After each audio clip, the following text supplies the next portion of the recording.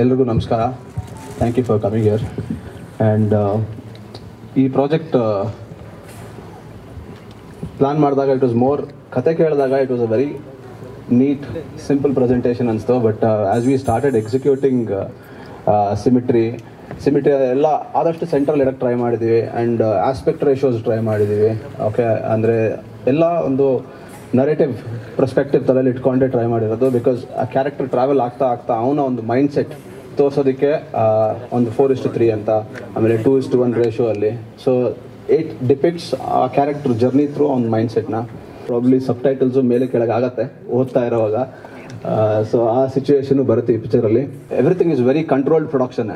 So ಎಲ್ಲೂ random ಆಗಿ ಹೋಗಿ ಶೂಟ್ ಮಾಡೋಕೆ ಆಗಲ್ಲ. ಈ ಕತೆ ಡಿಮ್ಯಾಂಡ್ ಮಾಡ್ತಾ ಇರೋದೇ ಆ ಥರ. ಬಿಕಾಸ್ ಕಲರ್ ಪ್ಯಾಲೆಟ್ ಅಂತ ಹಿಡಿದು pastels everything.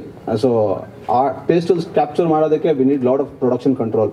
So 80% majority of it is set work. So art work ಅಲ್ಲಿಂದ ಹಿಡಿದು precision. So with music, with cinematography, with lensing, we have gone I think double preparation ಮಾಡಿಕೊಂಡೇ ಸೆಟ್ಗೆ ಹೋಗ್ಬೇಕಾಗಿ ಬಂತು.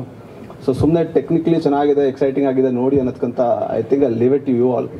ನೋಡಿದ್ಮೇಲೆ ನಿಮ್ಮ ಒಪಿನಿಯನ್ ಕೊಡಿ. Because we really worked differently, I would say. Thank you.